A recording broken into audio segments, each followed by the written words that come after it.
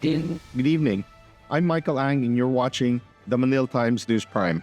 Today is August 7th.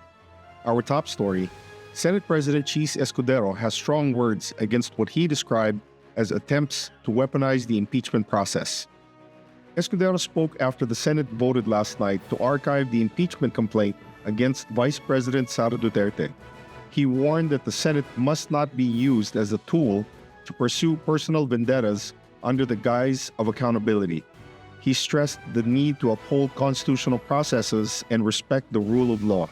The Senate chief was one of 19 senators who voted to archive the impeachment complaint in deference to the High Court's ruling.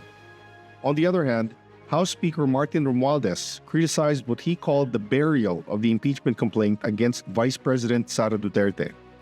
He says to archive is, in effect, to bury the articles of impeachment, even though the ruling of the Supreme Court is not final. Romualdez described the burial of the complaint as rushed. The Supreme Court had ruled that the complaint was barred by the one-year rule. Last Tuesday, the House of Representatives filed a motion for reconsideration before the Supreme Court on that ruling. Reacting to the Senate's move to archive the articles of impeachment against her, the legal team of Vice President Sara Duterte says they are acknowledging the Senate's decision to adhere to the ruling of the Supreme Court.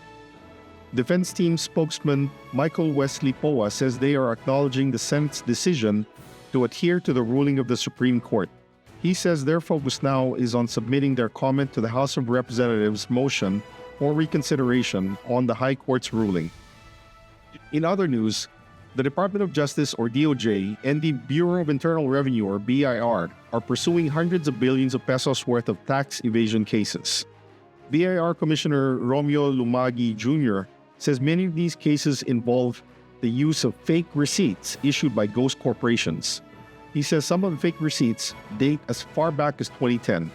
These receipts, Lumagi says, were used by companies, including well-known and large corporations, to reduce their tax liabilities. Some of the cases are now with the DOJ for criminal prosecution, according to the BIR chief. And finally, Darth Vader's lightsaber may fetch up to $3 million in an auction in Los Angeles next month. The lightsaber was a prop in the Star Wars classic The Empire Strikes Back. Experts verified its authenticity by matching its dents and scratches to those seen on the film.